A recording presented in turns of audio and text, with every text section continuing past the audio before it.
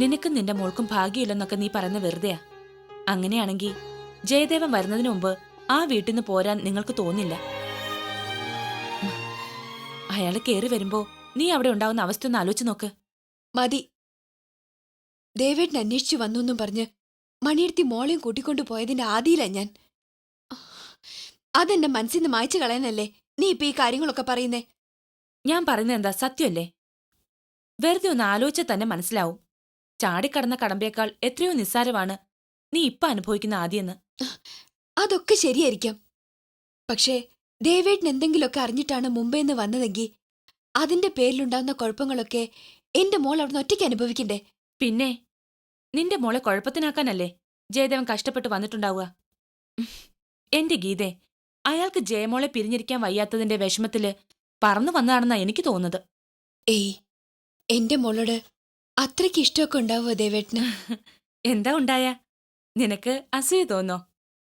ഒന്ന് പോലെയല്ലേ. അച്ഛൻ മകളെ സ്നേഹിക്കുന്നതില് ഏതെങ്കിലും ഒരു അമ്മ അസൂയപ്പെടൂ? അവര് സ്നേഹിച്ചോട്ടെ. സ്നേഹിച്ച് അച്ഛനും മോളും മാത്രമായുള്ളൊരു ലോകം തന്നെ സൃഷ്ടിച്ചോട്ടെ. ഒരധികപ്പറ്റായി ഒരിക്കലും ഞാൻ പോവില്ല. വെറും ഒരു കാഴ്ചക്കാരിയായി ദൂരെ മാറി നിന്നോളാം.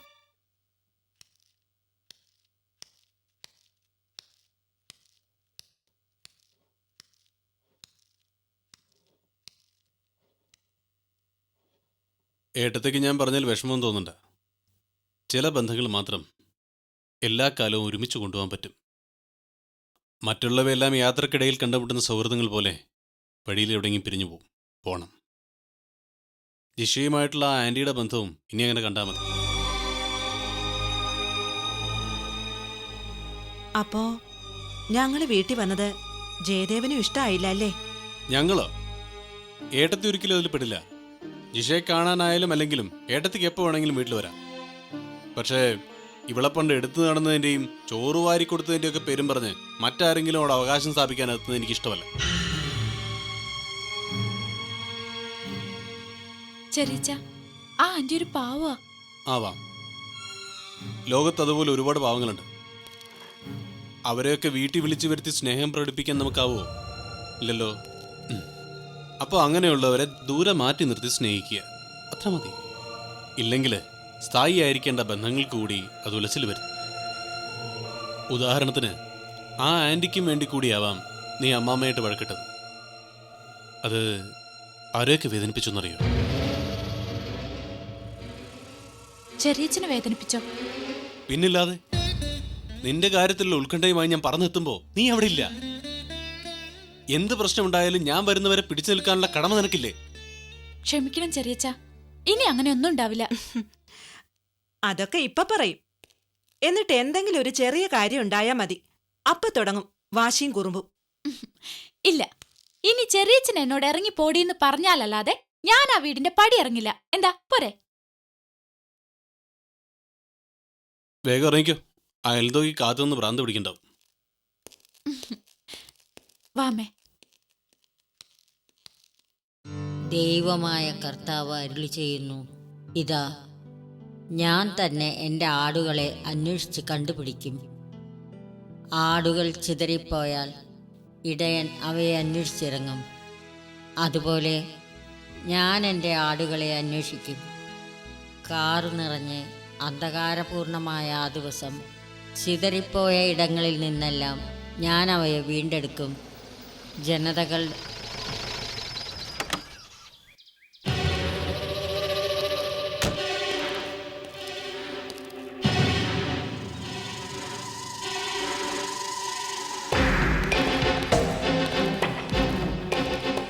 എൻ്റെ കർത്താവേ, ഈ അസുരവിത്ത് ഇവിടെ എത്തിയോ?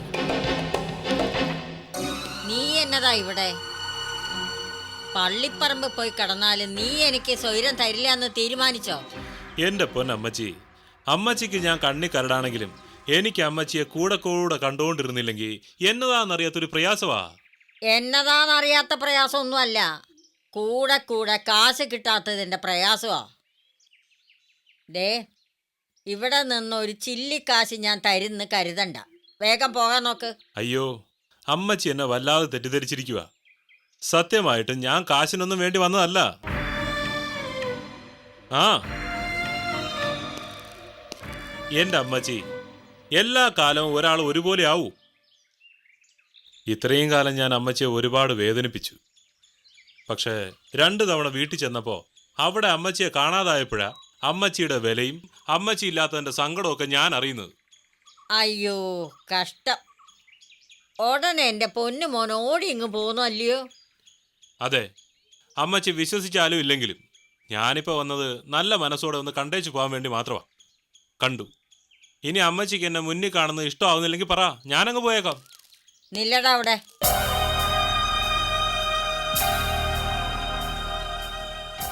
ഈ ജന്മത്തിൽ നീ ഇനി നല്ലവനാവെന്ന് ഞാൻ പ്രതീക്ഷിക്കുന്നില്ല. നീ ഇപ്പൊ പറഞ്ഞതൊന്നും ഞാൻ വിശ്വസിച്ചിട്ടുമില്ല. എന്നാലും എൻ്റെ ഉള്ളിലെ പെറ്റമ്മയുടെ മനസ്സ് പലപ്പോഴും ആശിച്ചു പോയിട്ടുണ്ട്. സ്നേഹത്തോടെ നീ ഒന്ന് അമ്മച്ചിന്ന് വിളിക്കുന്ന കേൾക്കാൻ. ഉള്ളിൽ കാപട്യത്തോടെയാണെങ്കിലും ഇപ്പൊ നീ എന്നെ അങ്ങനെ വിളിച്ചല്ലോ. വാ, അകത്തോട്ട് കയറിയിരിക്കെ. വേണ്ട, അമ്മച്ചി എന്നെ വിശ്വസിക്കുന്ന ഒരു കാലം വരും. അന്ന് വന്നോളാം ഞാൻ. അമ്മച്ചിയോട് ദ്രോഹം ചെയ്തു പോയതിൽ എനിക്കിപ്പോൾ പശ്ചാത്താപമുണ്ട്. അത് ഇതുപോലെ വന്ന് പറയാന്നല്ലാതെ നെഞ്ചു വലിച്ചു കയറി കാണിച്ചു തരാനും നോക്കത്തില്ലല്ലോ. മോനെ റോക്കി, ഈ അമ്മച്ചി ഇപ്പൊ ആഗ്രഹിക്കുന്ന എന്നതാണെന്നറിയാവോ? ഈ നിമിഷം ഇവിടെ നിന്റെ മുന്നിൽ നിൽക്കുന്ന നിൽപ്പിൽ അമ്മച്ചിയുടെ ജീവൻ കർത്താവ് അങ്ങോട്ട് എടുക്കണേ. ആ, അമ്മച്ചി. ആ, എന്നതാ അമ്മച്ചി ഇതൊക്കെ? ഞാൻ അങ്ങ് പോവാ. ആ, നീ പോണ്ട, വാ. അമ്മച്ചി പറഞ്ഞത് സത്യോടാ മോനെ. നിന്റെ സ്നേഹത്തോടുള്ളൊരു വിളി കേട്ടിട്ട് പെട്ടിക്കുള്ളിൽ അടയ്ക്കാവുന്നൊരാശയുണ്ടായിരുന്നു. അത് അമ്മച്ചിക്ക് സാധിച്ചു. ഇനി വീണ്ടും നിന്നെ പഴയ പോലെ കാണേണ്ടി വരത്തില്ല എന്ന് അമ്മച്ചി വിശ്വസിച്ചോട്ടേടാ. ഉം.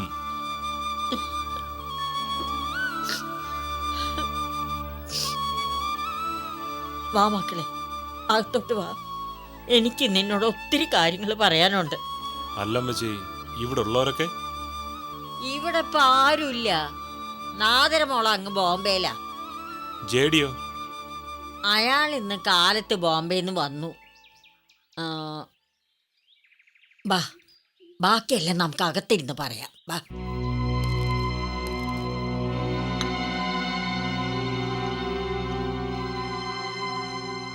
എന്നതാ അമ്മച്ചി ഈ കേൾക്കുന്നേ? ജേഡിക്ക് വയസ്സൊത്തിരി ആയിന്ന് വെച്ച് നമ്മുടെ നാദരമോക്ക് ഒരു കുഞ്ഞിനെ പ്രസവിക്കണമെന്നും വളർത്തണമെന്നും ആഗ്രഹം കാണത്തില്ലയോ? അത് തന്നെയാണ് മോനെ ഞാനും പറയുന്നേ. അയാൾക്കിപ്പോ മകളുടെ സ്ഥാനത്ത് ജിഷ മതി. ആ കൊച്ചിനാണെങ്കിൽ അയാളെ മാത്രമേ കണ്ണു പിടിക്കൂ. ബാക്കിയുള്ളവരെല്ലാം അതിന്റെ കണ്ണിൽ കരടാ. നാദിരമോള് പോലും. സൂക്ഷിക്കണം അമ്മച്ചി. എനിക്ക് തോന്നുന്നത് ഇത് ജേഡിയുടെ കുടുംബക്കാരെ ആസൂത്രിതമായി കളിച്ച കളിയാണെന്നാ. എന്നാ കളിയായാലും ആ കൊച്ച് ജേഡിയുടെ ചേട്ടന്റെ കൊച്ചല്ല എന്നുള്ളത് തെളിഞ്ഞല്ലോ. അത് മതി. എങ്കിൽ എത്രയും വേഗം പറഞ്ഞു വിട്ടേക്കുന്ന നല്ലത്. ഇല്ലെങ്കിൽ സൈമൺ കോശിയുടെ തറവാട് ജേഡിയുടെ കുടുംബക്കാരങ്ങ് കൊണ്ടുപോകും. ഇല്ലട മോനെ, അതിനെന്നതായാലും ഈ അമ്മച്ചി സമ്മതിക്കുകയില്ല. നീയും കൂടെ വന്നപ്പോ അമ്മച്ചിക്ക് ഒന്നുകൂടെ ധൈര്യമായി. നമ്മുടെ നാദിരമോളുടെ ജീവിതം ഇനി നീയും കൂടെ ഇടപെട്ടിട്ട് വേണം നേരെയാക്കി കൊടുക്കാൻ. എന്നെ കൊണ്ട് പറ്റാവുന്നതൊക്കെ ഞാൻ ചെയ്യാം അമ്മച്ചി. പക്ഷേ അമ്മച്ചി എന്നെ മനസ്സിലാക്കിയ പോലെ ഇവിടെ മറ്റുള്ളവരൊക്കെ... ആരായി മറ്റുള്ളവര്? ഞാൻ നിന്നെ മനസ്സിലാക്കിയെങ്കിൽ നാദിരമോളും നിന്നെ മനസ്സിലാക്കും. പിന്നെ അവളെപ്പോലും മനസ്സിലാക്കാത്ത ജേഡിയുടെ കാര്യം അത് നീ ശ്രദ്ധിക്കണ്ട. ശരി അമ്മച്ചി. അമ്മച്ചി പറഞ്ഞാൽ ഞാൻ എന്നാ വേണേലും ചെയ്യും. ഒന്നുമില്ലേലും ഞാനും നാദിരമോളുടെ അമ്മയും ഒരു വയറ്റിൽ കിടന്നവരല്ലയോ. അവള് ധിക്കരിച്ചിറങ്ങിപ്പോയ തെറ്റ് മകള് തിരിച്ചു വന്ന് തിരുത്തിയെന്ന് കരുതാം. അല്ലയോ അമ്മച്ചി? അതെ മോനെ, അതിനേക്കാളൊക്കെ അമ്മച്ചിക്ക് ഇപ്പൊ സന്തോഷം തോന്നുന്നത് നിന്റെ ഈ മാറ്റം കണ്ടിട്ടാ. ഗ്ലാഡിസ് നിനക്കൊത്ത് മാറിയോടാ? മാറി അമ്മച്ചി. ഇപ്പൊ ഏതു നേരവും പള്ളിയും പ്രാർത്ഥനയും ഒക്കെ ആയിട്ട് അങ്ങ് ഒതുങ്ങിയേക്കുവാ. നന്നായി. ഇനിയെങ്കിലും നന്നായി ജീവിക്കണം മക്കളെ നിങ്ങള്. അവസാന കാലത്തെങ്കിലും അമ്മച്ചിക്ക് അത് കാണണം. അമ്മച്ചി ഇനി ഒന്നും കൊണ്ടും വിഷമിക്കണ്ട. എല്ലാ കാര്യത്തിനും ഞങ്ങളുണ്ടാവും. ജിഷയുടെ കാര്യത്തിലും ഇനി എന്നാ വേണമെന്ന് അമ്മച്ചി ഒരു വാക്ക് പറഞ്ഞാ മതി. പറയാം. നിന്റെ പഴയ എടുത്തുചാട്ടൊന്നും വേണ്ട. ഇലയ്ക്കും മുള്ളിനും കേടുവരാത്ത തരത്തിൽ വേണം കാര്യങ്ങൾ നീക്കാൻ. ആദ്യം നീ ഇവിടെ താമസിക്കാനെത്തിയ രമണിയുടെ വീടും മറ്റു കാര്യങ്ങളും അറിഞ്ഞു വെക്കണം. അതിനു വേണ്ടി അവളുടെ ഒരു ഫോട്ടോ ഞാൻ നിനക്ക് നാളെ തരാം. മതി അമ്മച്ചി. ഫോട്ടോ ഉണ്ടെങ്കിൽ 24 മണിക്കൂറിനകം അവളുടെ ഫുൾ ഡീറ്റെയിൽസും അമ്മച്ചിയുടെ മുന്നിലെത്തും. അതിൻ്റെ ഒപ്പം ജിഷ ഇനി ഒരിക്കലും ഇങ്ങോട്ട് തിരിച്ചു വരാൻ നോക്കണം. അതും ചെയ്യാം. വേണ്ട വേണ്ട വേണ്ട. നമ്മളായിട്ട് ആ കൊച്ചിനെ ഇവിടെ നിന്ന് പറഞ്ഞു വിട്ടാ അത് നാദരമോളുടെ ജീവിതത്തെ ബാധിക്കും. ജേഡി തന്നെ അവളെ ഇവിടുന്ന് പറഞ്ഞു വിടണം.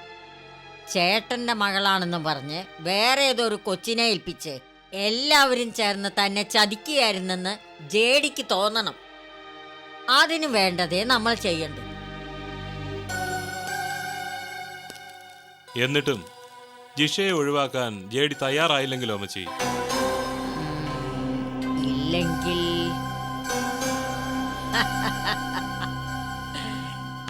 നീ ഇല്ലടാ എന്റെ കൂടെ. നമ്മുടെ നാദരമോളുടെ നന്മയ്ക്ക് വേണ്ടി നമുക്ക് എന്തും ചെയ്തൂടെ? ചെയ്യാം അമ്മച്ചി.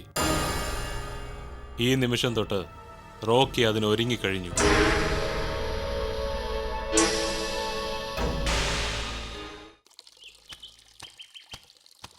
മണിയമ്മേ, ആ അല്ല ഇന്ന് വിരുന്നുകാരുണ്ടായിരുന്നു അല്ലേ? ആ ജയദേവൻ വന്നിരുന്നു. ഞാൻ അറിഞ്ഞു. അവരെവിടെ നിർത്തിയിട്ട് മണിയമ്മ എങ്ങോട്ടാ പോയത്? അത് ജയദേവന്റെ മോള് ഇവിടെ അടുത്തൊരു കൂട്ടുകാരുടെ വീട്ടിൽ പോയിരുന്നു. ആ വീട്ടിൽ ജയദേവൻ പോയില്ല. അതുകൊണ്ട് അവളെ എങ്ങ് കൂട്ടിക്കൊണ്ടുവരാൻ വേണ്ടി ഞാൻ പോയതാ. അത് ശരി. മണിയമ്മ ഇവിടെ ഇല്ലാത്തത് കാരണം പലചരക്ക് സാധനങ്ങളൊക്കെ ഞാൻ അടുക്കളപ്പുറത്ത് വെച്ചിട്ടാ പോയത്. ആ നീ അത് അവിടെ കൊണ്ടുവച്ചത് നന്നായി. ഇല്ലെങ്കിൽ ജയദേവനും മോൾക്കും ഒരു ഗ്ലാസ് കാപ്പി ഇട്ട് കൊടുക്കാൻ പോലും പറ്റാതായനെ. ആ സാറിനെ എനിക്കൊന്ന് നേരിട്ട് കാണാൻ പറ്റിയില്ല. പേരുകേട്ട സാഹിത്യകാരനല്ലേ. ഞാൻ കണ്ടതേ അദ്ദേഹത്തിന്റെ വേലക്കാരനെയാ. അയാൾ എന്നോട് പറഞ്ഞത് മണിയമ്മ പോയിരിക്കുന്നത് ജിഷക്കുഞ്ഞിന്റെ കൂട്ടുകാരിയുടെ വീട്ടിലേക്കാന്നാ. അയാൾ അങ്ങനെ ഒരു കിറുക്കനാ. ചോദിക്കുന്നതിനും പറയുന്നതിനും ഒന്നും വാലും തലയുണ്ടാവില്ല. ഹാ, അതെനിക്ക് മനസ്സിലായി. അല്ലെങ്കിൽ പിന്നെ മരിച്ചുപോയി ജിഷമോളെ കുറിച്ച് ഇങ്ങനെ കുത്തി കുത്തി ചോദിക്കോ? ജിഷമോളെ കുറിച്ച് അയാൾ എന്താ ചോദിച്ചത്? ചോദിച്ചത് ജിഷമോളുടെ കൂട്ടുകാരെ അറിയാമോന്നാ. ജിഷമോള് തന്നെ കണ്ടിട്ടില്ലാത്ത ഞാനെങ്ങനാ കൂട്ടുകാരെ അറിയുന്നെന്ന് ചോദിച്ചപ്പോ അയാൾക്ക് അത്ഭുതം. ജിഷമോള് ഇപ്പൊ ജീവിച്ചിരിപ്പില്ലെന്നറിയാത്ത പോലെ. അവസാനം മണിയമ്മ വിളക്ക് വെക്കുന്ന മോളുടെ കുഴിമാടം കാണിച്ചു കൊടുക്കേണ്ടി വന്നു എനിക്ക്. ഭഗവാനെ, ഒക്കെ തീർന്നല്ലോ. എന്താ മണിയമ്മേ, എന്താ കാര്യം?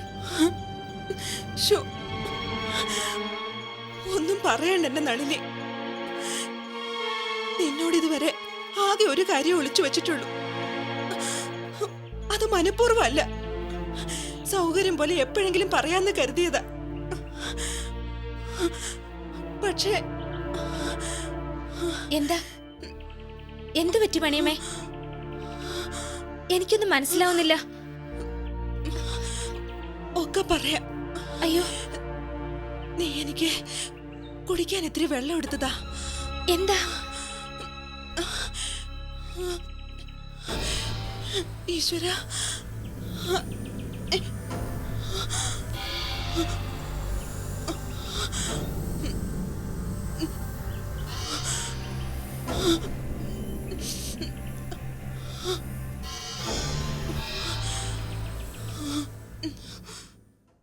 ഛേ, താൻ അത് അവിടെ വെച്ച് തന്നെ പൊളിക്കേണ്ടിയിരുന്നില്ലേ എൽദോ? മണിയമ്മയുടെയും വിശ്വത്തിന്റെയും മകൾ മരിച്ചുപോയെന്ന് അപ്പൊ തന്നെ തെളിയിച്ചിരുന്നെങ്കിൽ ജേഡി അവളെ ആ വീട്ടിൽ തന്നെ ഉപേക്ഷിച്ച് തിരിച്ചു വരുമായിരുന്നില്ലേ?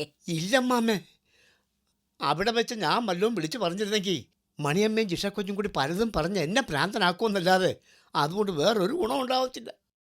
എന്നാലും ജേഡിയോട് സ്വകാര്യമായിട്ടെങ്കിലും തനിക്കത് പറയാമായിരുന്നില്ലേ? മരിച്ചുപോയ കൊച്ചിൻ്റെ കുഴിമാടം ചൂണ്ടിക്കാണിച്ച് ഞാൻ പറഞ്ഞു തുടങ്ങിയതാ അമ്മാമ്മേ. പക്ഷേങ്കിൽ ഞാൻ പറയാൻ പോകുന്നത് ഏതോ ആത്മാക്കളുടെ കാര്യമാണെന്നും പറഞ്ഞു ജേഡീസ് അത് കേൾക്കാൻ പോലും കൂട്ടാക്കിയില്ല. ഇനിയിപ്പൊ എന്നാ ചെയ്യുമല്ലോ? ഇത്ര വലിയ തെളിവ് കിട്ടിയിട്ടും ആ കൊച്ചു തിരിച്ചെത്തിയല്ലോ എന്ന് ഓർക്കുമ്പോ എന്റെ ചോര തിളച്ചു കയറുക. എന്നതായാലും അവരുടെ സ്വസ്ഥത കെട്ട് കാണും അമ്മാമ്മേ. എനിക്ക് ചില സംശയങ്ങളൊക്കെ ഉണ്ടെന്ന് അവക്കും മണിയമ്മയ്ക്ക് മനസ്സിലായിട്ടുണ്ട്. അതും അപകടമായില്ലോ. നമുക്കെന്തെങ്കിലും സംശയം ഉണ്ടെന്ന് തോന്നിയാൽ അതിൽ നിന്ന് രക്ഷപ്പെടാൻ അവര് തന്ത്രങ്ങൾ മെനയും. എന്നാ തന്ത്രങ്ങൾ മെനഞ്ഞാലും മരിച്ചുപോയ കൊച്ചു കുഴിയും തിരിച്ചു വന്നൊന്നും പറയാൻ പറ്റത്തില്ലല്ലോ. മരിച്ചത് തന്നെ. ആ കൊച്ചിനെ കുഴിച്ചിട്ട കുഴി തോണ്ടിച്ചിട്ടായാലും ഞാനേ തെളിയിക്കും അമ്മാമ്മേ. എന്നതായാലും നാദരമോള് വിളിച്ചപ്പോ ഉടൻ വരാൻ പറഞ്ഞിട്ടുണ്ടോ ഞാൻ. ചിലപ്പോ നാളെ തന്നെ അവൾ ഇവിടെ എത്തും. ആണോ? എങ്കിൽ പിന്നെ ഇനി വേറൊന്നും ചിന്തിക്കണ്ട അമ്മാമ്മേ. ബാക്കി കാര്യങ്ങളൊക്കെ നമുക്ക് കുഞ്ഞിനെ എങ്ങേപ്പിക്കാം. എന്നതായാലും ഒരവസാന തീരുമാനം എടുക്കേണ്ടത് കുഞ്ഞാന്നല്ലോ. അതെ, അവൾക്ക് വേണ്ടിയിട്ടുള്ള സഹായങ്ങൾ ചെയ്തു കൊടുക്കാൻ എൻ്റെ മകൻ റോക്കിയോട് ഞാൻ പറഞ്ഞിട്ടുണ്ട്. അപ്പൊ റോക്കിയുമായിട്ട് അമ്മാമ്മ ഇണങ്ങിയോ? ഇതെങ്ങനെ ഒപ്പിച്ച്? ആ, അതിൻ്റെ ഇടയിൽ അങ്ങനെ ഒരു അത്ഭുതം സംഭവിച്ചു. ഇന്ന് അവൻ ഇവിടെ വന്നിരുന്നു എന്നെ കാണാൻ. അവനെ കണ്ടപ്പോ മനുഷ്യന്മാർക്ക് ഇങ്ങനെയും മാറ്റം സംഭവിക്കുമെന്ന് ഞാൻ അത്ഭുതപ്പെട്ടു പോയി. ദൈവത്തിൻ്റെ ഓരോ കളികളെ ഒരു കൈ കൊണ്ട് തല്ലുമ്പോൾ മറുകൈ കൊണ്ട് തലോടുന്നവനാണല്ലോ. ഇനിയെല്ലാം ഞാൻ അവന് വിട്ടുകൊടുത്തിരിക്കുക.